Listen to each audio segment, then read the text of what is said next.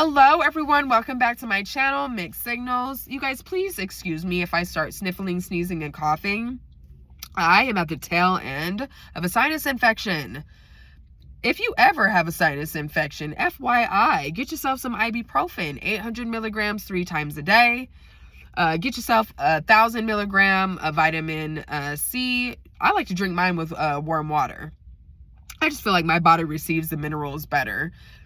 And get yourself a neti pot. Clean your nose out so you're not sniffling and sneezing all day. Get all that mucus out of there. Clean it out, dry it up. Now, let's talk about embarrassment and humiliation. Yeah, when we look back, we realize that our first bullies were our parents, mommy and daddy. Those were the first people to embarrass, humiliate, bully, and intimidate us. Yes, they were. Give you guys some examples. These are from personal experiences.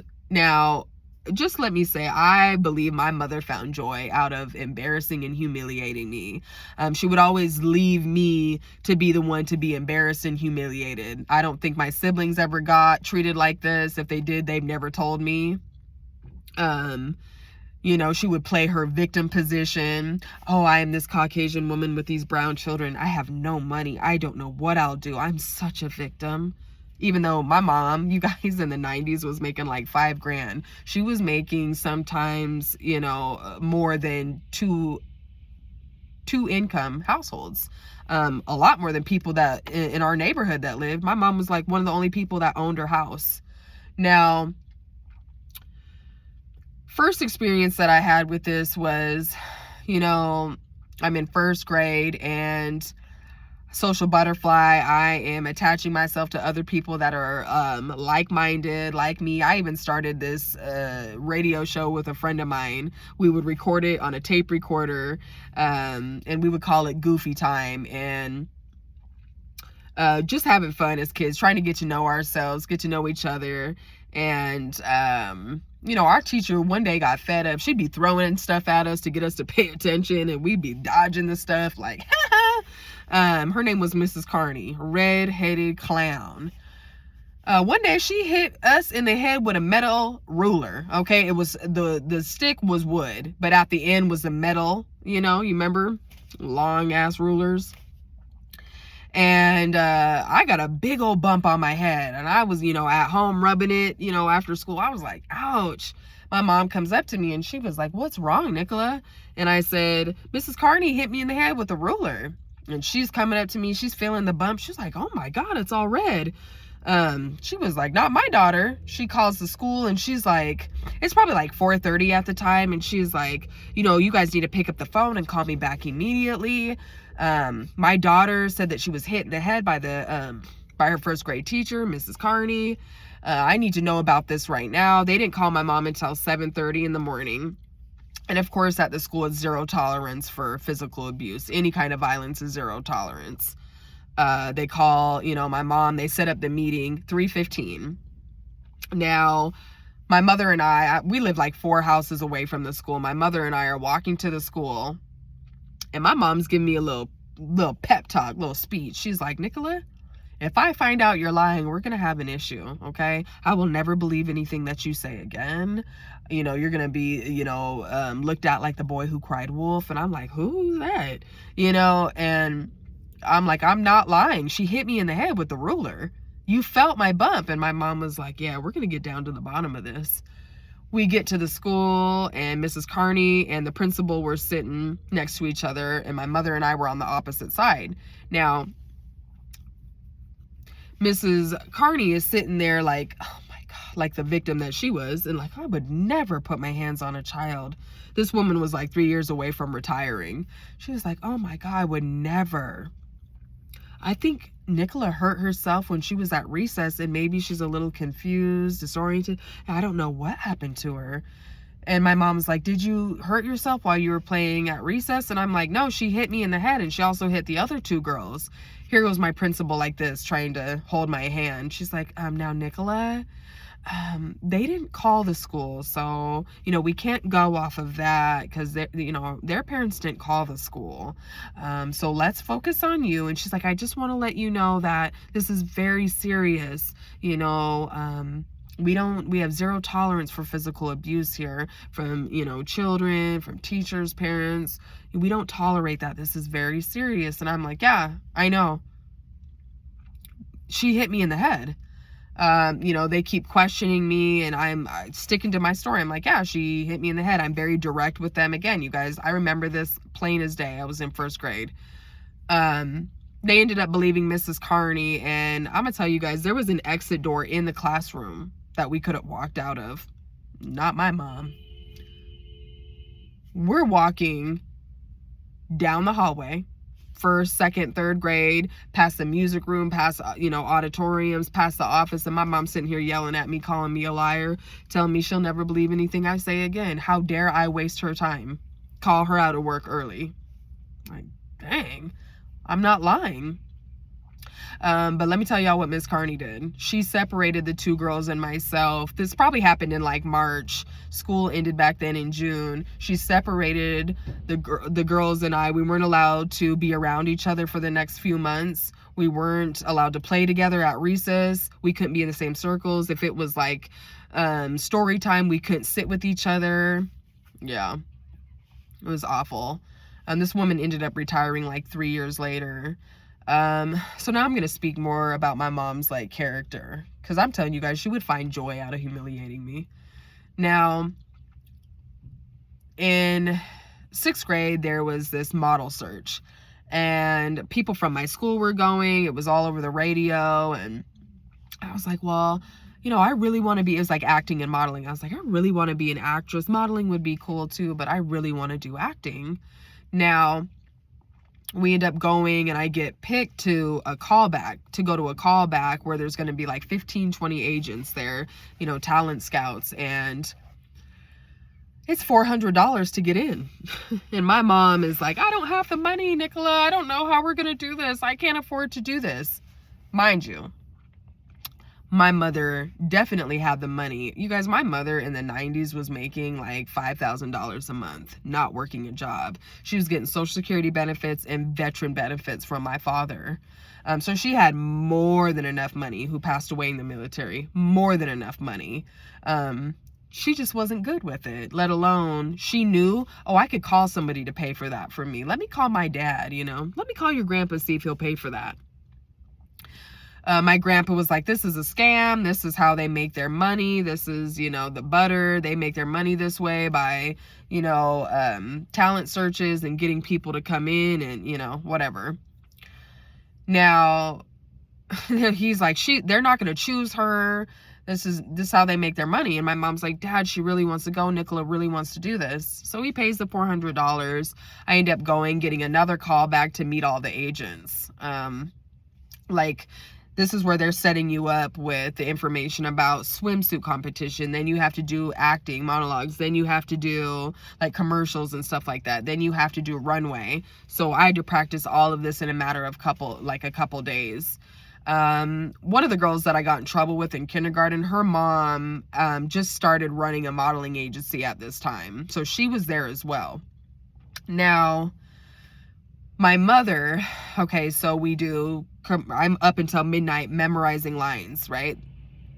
Memorizing line after line after line. I get my Oshkosh commercial memorized. I got my runway memorized. I got my swimsuit memorized. Crowd work memorized, where, I felt like I killed it. I did amazing for an 11-year-old who had never done something like that before. And look, I didn't get chosen. No, but what I was told was, which, is heartbreaking at 11, was, she needs to lose 10 pounds and then we'll give her a call back. My mom was like, oh, when are we going to do that? This and that, whatever. I'm going to have her lose weight. And she's like, I can't have you do that. I don't want to put you through that. And then here it goes that my mom is like, well, how do I know, if you're going to be good in this or something, whatever. And she goes and talks to my friend's mom, and she's like, we would love to have Nicola come over to the agency. We'll put her through training. And she's like, it's $90 a month. And she's like, that pays for training for commercial, for ad, for print, for this, acting. And my mom was like, well, we'll see how she does. And I'm like, well, I didn't get picked. This woman is like setting us up and telling you she's going to help me. It's my friend's mom. And my mom is just like, yeah, well, I just don't have the money to pay for that, Nicola. I mean, do you? And I'm like, what? Don't you get benefits from me? Like, what? So I end up going to the bathroom, and you guys, for 45 minutes after that, I am running around like crazy. I'm asking the woman, my friend's mom, have you seen my mom? Have you seen this? Have you seen my mom? I'm asking people I don't even know, agents, have you seen my mom? And they're like, you don't know where your mom's at? And I'm like, have you seen my mom? My mom is missing. Like, I have no idea where she's at. They're, oh my God, you guys, over like loudspeakers calling her name, probably for 15 minutes. I go upstairs to like this dark area where there's like a little sofa chair and ottoman. And here I see my mom snoring. I've told you guys before on here that she had passed away from an overdose, prescription, pain medication, anxiety medication. It was like her morning cocktail every day. It was like Percocet, Klonopin, Xanax. That was her like fave, So here's my mom snoring. One of these agents who are giving a speech to the people that he chose, and he's even saying stuff like, this is just a doorway. I'm here to help you guys along. This is a stepping stone. I'm not inviting you to come out to New York, but I'm letting you know how you can get there. You're still gonna have to pay for print. You're gonna have to pay to do commercial. You guys all need training. Same thing I was told, right? You're going to have to pay for my services, all this, whatever. He's talking to like 25, 30 people. And I'm like, here's my mom after 45 minutes of looking, snoring on the sofa. Insane. There was people even in the back, like, who kept like fidgeting around, looking back, like, who is this woman snoring right here? What the world? And I'm like, Mom, wake up. We have to go. Mom, wake up. I'm like shaking my mom to get up. And of course she's already passed out, I'm like, Mom, get up. Finally, she's like startled and wakes up, and she's like, what? And I'm like, what are you doing? You're just passed out on the couch. I was like, he's trying to give a speech and you're snoring. We have to go. And she's like, well, who picked you? And I'm like, nobody picked me. We have to go. I was like, well, my friend's mom said that I could go down. And she's like, so you're not good enough. If you wanted to be picked, and this guy's giving a speech and my mom's just talking loudly. She's like, so if you wanted to get picked, it would be by this guy right here. Let's see why he didn't pick you. Did you pick my daughter? Why didn't you pick my daughter? And I'm like this. This man is in the middle of his speech, and I'm like, Mom, we need to go. He's having a conversation with, possible clients, and my mom's like, well, we need to figure out, who's gonna pick you. And I'm like, we already went through all this. What are you doing? We need to leave. I was like, God, you're so embarrassing. And my mom's like, I'm embarrassing. I took time off to be here, Nicola, and you didn't get picked. You're not good enough. Now I have to find somebody to choose you. And I'm like, nobody's choosing me. We need to go. Me and my mom are arguing, right? And this guy's like, can you guys please move to the next room? I'm trying to talk to these people. They're distracted, please, you guys, to the next room. My mom is like, why didn't you pick my daughter? And how do we know if someone's going to pick her? And he's like, ma'am, we've already been through this. I need you to go to the next room. You guys, so embarrassing, so humiliating. All the way out of the convention center to outside, my mom was telling me how I wasn't good enough, how I didn't get picked. She'll never do something like this for me again. I can't go to my friend's mom's modeling agency because she's not going to waste her time with that because I'm not good enough. It's just so embarrassing and humiliating, you guys. No wonder I was so insecure when I was young. Now, let me tell you guys about... I was getting ready to go on a choir trip in 7th grade, and it was like $200 per student. So that paid for like 3 days of room, board, food. That paid for us to go to like a museum for music and stuff like that, and just go and have fun in an amusement park. And here goes my mom down to the school, on the last day, I mean the last day, the day before the trip, crying, begging my school to pay the $200 for me. She didn't have it. She couldn't afford it. She doesn't want me to be singled out. She's so embarrassed. She's so like, I have no money. I don't know what to do. Begging these people to pay for me at the school. Now, the school ends up, taking me as a charity case and saying, yeah, we'll write that off. We'll pay the $200 for her. We just ask that you give her enough money to pay for some food or something, or, something she might, want to buy for herself. And my mom was like, yeah, I could do that. So all the girls and I, as a boys choir and girls choir, all the girls and I were talking about like, oh, I'm going to buy this, I'm going to buy that. And I'm just like talking along. Yeah, I'm going to buy that too. I want to do that. Oh, let's do this. Let's do that. Let's take pictures. Like, you guys, when we get on the bus, right? It's like a 9-hour trip. We're on the bus and my choir teacher, she didn't really like me. I didn't really like her. My choir teacher comes right to me. She's telling everyone, be quiet, be quiet, be quiet. I will never forget this. And she was like, Nicola, I heard that you have money. And I'm like, yeah. I'm just looking forward. I didn't really like this woman. And she's like, give me the money. And I'm all, no, the school paid for me. And she was like, exactly. Your mom came to the school crying and begging for the school to pay. You have extra money. Give it to me now. And I'm like, I'm not giving you any money. I barely have any money. And she was like, you need to give me your money now. And I was like, there, guys, even to a point where one of the chaperones, the parents were like, no, please, like, we have a lot of kids on here. Please don't yell at this child. She said that they already paid. No, well, she has money. She's arguing with the parent. And the parent is like, do you have extra money? I don't know, maybe she's just going to hold on to that. And I was like, no, I don't have it like that. I was like, I maybe have like $50-$60 extra. And she's like, well, I need to hold on to that. To the point, you guys, the assistant principal had to come onto the bus and tell her, disregard, you can't do that. We've already paid for her. We asked her mother to do that. So humiliating, okay? So embarrassing. Now, this happened again to me when I was going on a trip for choir. A little bit different, though. But this was for my church choir. So they had organized this trip to a different state. We're going to go to an amusement park. And here comes my mom, 45 minutes late. I'm waiting at this, church, with the church group. And they're like, where's your mom, Nicola? And I'm like, I don't know. I guess she forgot about me.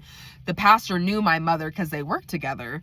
And he was like, hey, so Karen, we're about to leave and we need Nicola's money. And my mom's like, oh my God, I'm on my way. I just left the bank and I have no money. Here goes my mom again, acting like a victim. She comes down. I got to see her full character victim. Please, pastor, I have no money. Can you guys please pay for my daughter? I don't want her to be left out because I don't have enough money. Please, God, please. My mom is all over this pastor. The pastor's wife is like, yeah, we can pay for her. Why didn't you let us know? You didn't. I was just so humiliated and embarrassed. I just can't believe I can't afford to even give her money. You guys, they were only asking for like $100 from everybody. Now, we go on this trip and I kind of felt the cold shoulder from a few people because they were like, there was people with their kids. They were, it's like cousin, like people just inviting everybody to go. And my mom, literally the pastor was like, you can come with us if you'd like. And she's like, oh no, I have stuff to do. Now, we're going to the amusement park. We're going to sing at the other churches and we're only there for one night. And, I'm at the amusement park and I'm like, oh, I want to get that. I want to get that. And here comes the pastor like, you don't have any money to get that. We could barely afford for you to come. So sorry, yeah, we don't have the money for that. And I'm already embarrassed and humiliated by my mom begging in front of the whole, church congregation, to pay for me. We go out to dinner. We're on our way back. We stop at this like middle of nowhere, like diner. And here I am with the menu, like, ooh, I'm going to get Dr. Pepper. I'm going to get this. I'm going to get this. I want to try that. Here come the pastor's wife. She's like, boop, snatches the menu out of my hand. I'm with a group of girls that I've hung out with outside of church. You know, we're in the choir, we're in the Heavenly Angels dance team together. And the girls are like, oh my God. And the pastor's wife is like, you know, when you don't have money, you don't get to make your own choices. We have to pay for you. So we'll be making the choice of what you're going to eat. And I'm like, because that's not embarrassing. Like, I'm like 15 years old and I'm like, well, so I don't get to choose what I want to eat at all. And they're like, no, we'll be making that choice because you don't have any money because we've been paying for you. Never been so humiliated, you guys. All these scenarios, all these situations where I'm like, it brought my mother joy. She never had to deal with the outcome or like the end of anything. She never got the end of the stick. She was just the one being like, oh, poor me. It was always me having to deal with all these people and how upset they were and, you know, their irritation, their agitation, their annoyance of my mother, and they would take it out on me, let alone I'm a child.